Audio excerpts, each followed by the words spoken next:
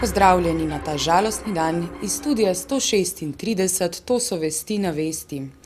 Predsednik stranke slovenskega naroda Zdenko Vinkov Vincenc je po včerajšnjem srečanju s premijerom Borutom Pahorjem povedal, da se je svet stranke odločil, da pobuda za razpis referenduma o vstopu Hrvaške v zvezo NATO ostaja. Sam se s tem ne strinja, zaradi česar je odstopil. Vodenje stranke pa je prevzel podpredsednik Lovro Škrinjarič. Stranka je za tega odstopa predsednika in zaradi odstopa predsednika mestnega odbora bistveno bolj homogena v svojih stališčih. Tudi smo prepričani, da nam bo ta zadeva omogočila še naprejšnje delovanje. Se pravi, mi nismo v nobenem primeru nismo hendikepirani zaradi tega. Kaj pa to pomeni za zbiranje podpisov oziroma za morebitni referendum o Hrvaški v Evropsko unijo, to pa še vedno ostaja odprto. Poglejmo za trenutek, če že moramo, kdo oziroma kakšno stranko ima novi predsednik SSN in kako razmišlja. V stranki sem leto dni in 7 mesecev, pa 13 dni, 6 ur in 12 minut. Mi smo racionalni, ne radikalni. Kaj pomeni to racionalni? Razmišljamo o slovenskih interesih slovenskega naroda.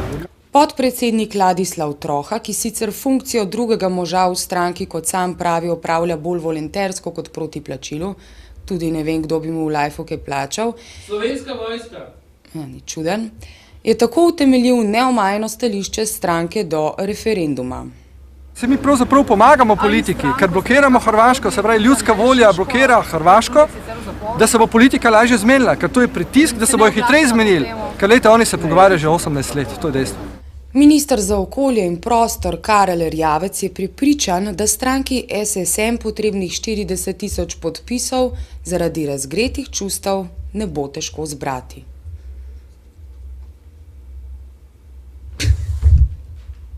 To domoljubje je samo navidezno. Jaz mislim, da bi morali domoljubje izkazati takrat, ko bo na vrsti postopek sprejemanja Hrvaške v Evropske unije, ker takrat je tudi pomembno vprašanje meje. Kar se pa tiče približevanja Hrvaške v zvezi NATO, so pa vse vlade v bistvu to približevanje podpirale. Tudi v Bukarešti bil sprejet ustrezen sklep, tudi državni zbor je sprejel ustrezen sklep. Sedaj nekredibilno, da ne pride do ratifikacije, da ne bi prišlo do polne ratifikacije glede vstopa Hrvaške v zvezo NATO. Premier Borut Pahor je zopet poudaril stališče vlade, da referendum ni v interesu države in da Slovenijo v svetu kaže kot neverodostojno partnerico. Očitke, da ne zmore rešiti že kar polnoletnega problema, zavrača. Sem in tja so bile včeraj v razpravi besede o pravnih izpitih. Jaz sem rekel naslednje. Od ponedeljka do srede je slovenska politika dosegla dogovor, ki ga prej ni uspela doseči v 17 letih. Na vprašanje, kdaj in kje bo skorajšnje srečanje s hrvaškim premijerom Ivom Sanaderjem, pa je bil precej bolj zadržan. Dogovorila sva se, da izjavo o tem ne bova dejala. Ste obveščeni. Dogovorila sva se, da boste obveščeni. Prav, hvala lepa.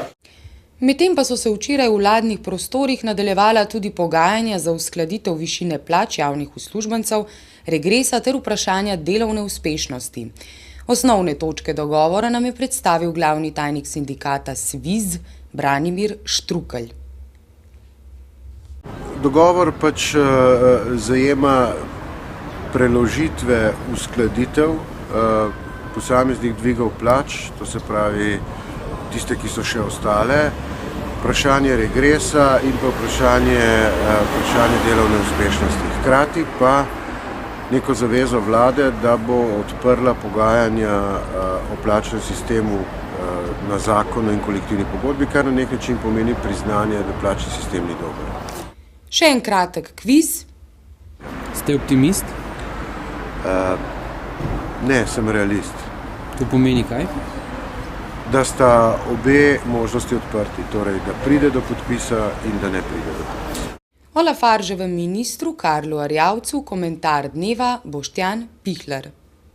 Okoljski minister Karel Erjavec nam je končno predstavil svoje stališče do francoskega Lafarge cementa v Trbovljah.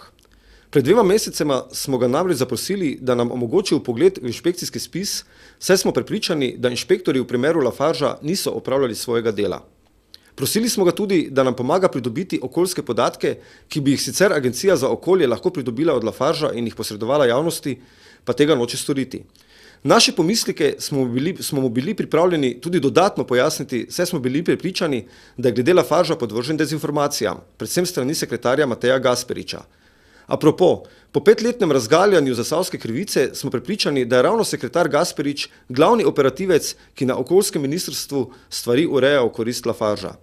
In kaj pravi minister Erjavec? Niti malo nam ni prisluhnil. V pogledu v inšpekcijske spise nam ne bo omogočil, ker pravi, da bi s tem vsebinsko posegal v odločitve inšpektorata. A res?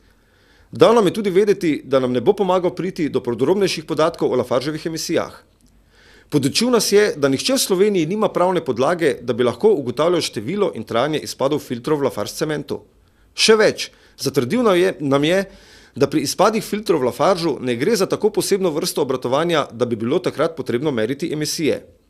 To zadnje je grozljiva laž. Kajti meritve leta 2002, ko je bila cementarna še slovenska in je bil edinič izmerjen manjši izpad filtra, so pokazale, da se med takšnim izpadom emisije težkih kovin povečajo tudi za 500-krat oziroma za 50 000 %. Sprašujemo se, kdo vse ima koristi od takšne laži. Kdo trpi posledice, vemo. Za konec pa še ena huda laž in grdo norčevanje iz zasavske javnosti.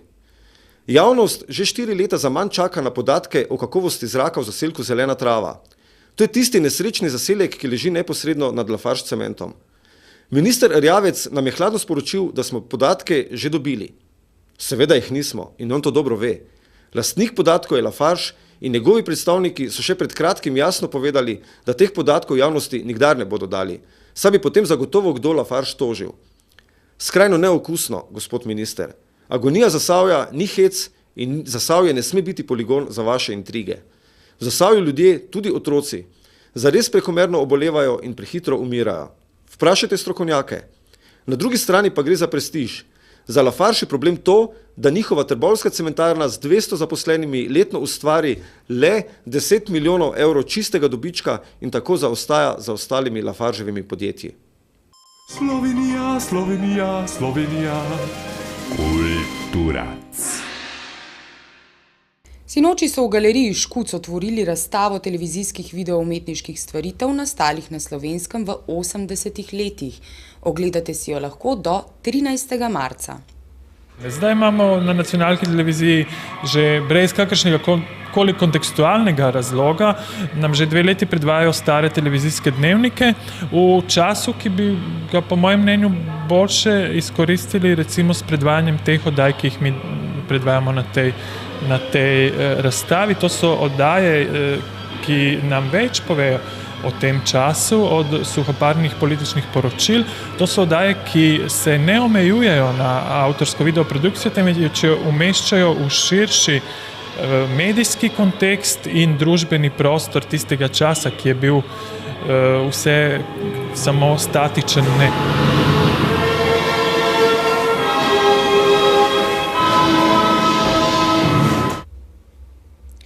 Približuje se pustna sobota. Žurov bo veliko, v Gala hali na Metelkovi bo izredna izdaja Zelenega sonca v slogu slovenske popevke. Na gradu Kodeljevo pa... Kuku! Grad Kodeljevo je v soboto spet tu.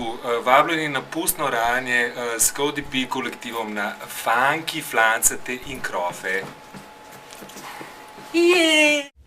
Zaradi zbiranja podpisov je moja žalost tako globoka in široka, da vremena čez vikend ne bo.